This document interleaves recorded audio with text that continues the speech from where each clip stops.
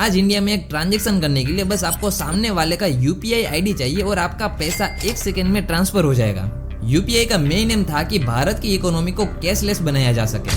अगर बात करें 2015 की, तो ट्रेडिशनल बैंकिंग सिस्टम में पैसा ट्रांसफर करने के लिए चुनिंदा ऑप्शन ही थे, जैसे कि एनईएफटी, आरटीजीएस और आईएमपीएस, जहाँ पे अगर हमें किसी को पैसा ट्रांसफर करना हो तो हमें खुद बैंक जाना पड़ता था, जहाँ पे बैंक में पैसा ले जाना पड़ता था, फॉर्म भरना पड़ता था और 2 से 3 काउंटर का चक्कर लगाना पड़ता था और सब कुछ करके वापस पासबुक को प्रिंट करा के देखना पड़ता था कि क्या पैसा पहुंचा या नहीं।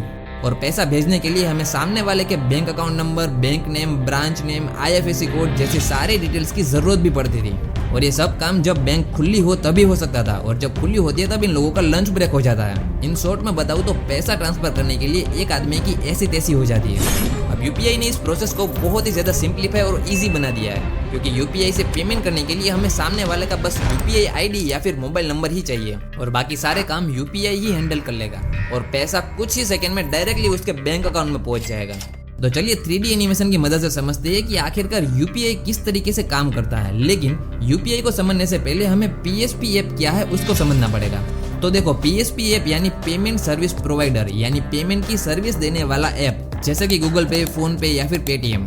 और दूसरी चीज ये कि यहाँ पे आगे आने वाले एग्जांपल में रोहित, जिसको पैसा भेजना है, उसका अकाउंट एसबीआई बैंक में है और राजू अंकल जो पैसा आने का वेट कर रहे हैं, उनका अकाउंट एचडीएफसी बैंक में है। तो इसीलिए एसबीआई बैंक यहाँ पे इश्यूअर बैंक है, क्योंकि यहाँ से पैसा इश्यू होने वाला है, और एचडीएफसी बैंक यहाँ पे बेनिफिशियरी बैंक है, क्योंकि यहाँ पे पैसा जमा होने वाला है। और ये है एनपीसीआई, जो कि आरबीआई की ही नॉन प्रॉफिट ऑर्गेनाइजेशन है जिसने यूपीआई को बनाया है। तो चलिए देखते हैं कि जब रोहित पेमेंट करने के लिए अपने मोबाइल में से पिन एंटर करके जब पे वाले बटन पे क्लिक करता है तब एग्जैक्टली क्या प्रोसेस होती है। तो जैसे ही पेमेंट इनिशिएट होगा तो सबसे पहले पेमेंट सर्विस प्रोवाइडर के साथ ऑथेंटिकेशन होगा, जो कि यहाँ पे गूगल पे है। अब गूगल पे की ऐप इस रिक्वेस्ट को ऑथेंटिकेट करके यूपीआई नेटवर्क में पेमेंट की रिक्वेस्ट सेंड करेगी। इस रिक्वेस्ट में रोहित और राजू अंकल दोनों की यूपीआई आईडी और पेमेंट की डिटेल्स होगी। अब यूपीआई नेटवर्क से रोहित और राजू अंकल दोनों के बैंक की मैपिंग होगी और उसके बाद रोहित के बैंक को पैसा इशू करने की रिक्वेस्ट जाएगी। अब एसबीआई इस रिक्वेस्ट को प्रोसेस करेगा और देखेगा कि क्या रोहित के अकाउंट में इतने पैसे हैं, और अगर होंगे तो बैंक वापस कंफर्मेशन रिस्पांस भेजेगा यूपीआई नेटवर्क को कि सब सही है। अब पैसा जहां से लेना है उसका प्रोसेस तो हो गया।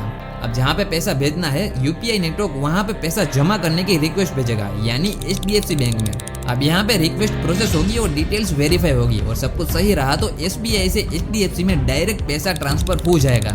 और पैसा ट्रांसफर होते ही एचडीएफसी बैंक के कंफर्मेशन मैसेज भेज देगा यूपीआई नेटवर्क को, एंड यूपीआई नेटवर्क इस सक्सेसफुल ट्रांजैक्शन का मैसेज दोनों साइड के पीएसपी ऐप में भेज देगा, ताकि दोनों साइड के यूजर इस मैसेज को देख सके।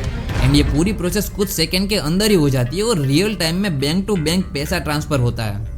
अब अगर बात करें पहले के जमाने की, तो लोग कैश में डील करना ज्यादा पसंद करते थे, लेकिन हमारी गवर्नमेंट तो ये चाहती है कि लोग ज्यादा से ज्यादा पैसा बैंक के थ्रू ट्रांसफर करें, ताकि आरबीआई जनता के पैसों पे नजर रख सके। और इसीलिए ही आरबीआई ने यहाँ पे यूपीआई जैसी टेक्नोलॉजीज को इंट्रोड्यूस किया है। अब देखो, अगर एक तरीके से देखा जाए तो जब हम लोग यूपीआई से ट्रांजैक्शन करते हैं तो बस नंबर ही ऊपर नीचे होते हैं। इन शॉर्ट में बताऊं तो किसी के अकाउंट से पैसा कटता है और किसी के अकाउंट में जुड़ जाता है। और ऐसा मत समझना कि यहाँ पे कोई आदमी पैसों का बोरा भर के एक बैंक से दूसरे बैंक जाता है पैसा जमा करने, क्योंकि अगर सबसे आखिर में देखा जाए तो ये सारा पैसा आरबीआई के अंडर ही है और बैंक्स तो बस अपने नंबर ही ऊपर नीचे कर रहे हैं।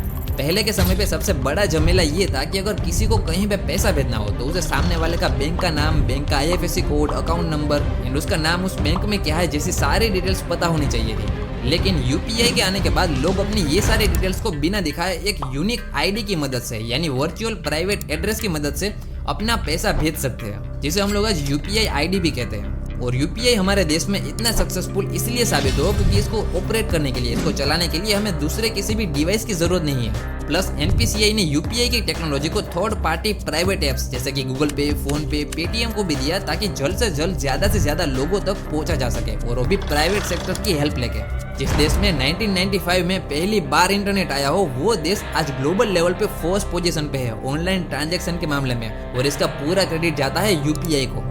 और अगर ये वाली वीडियो आपको अच्छी लगी हो तो मेरी इस वाली वीडियो को जाकर देखो, जिसमें मैंने हॉस्पिटल में होने वाले हर एक स्कैम को डिटेल में दिखाया है कि कैसे और किस किस तरीके से हॉस्पिटल में हमें स्कैम किया जाता है और फंसाया जाता है।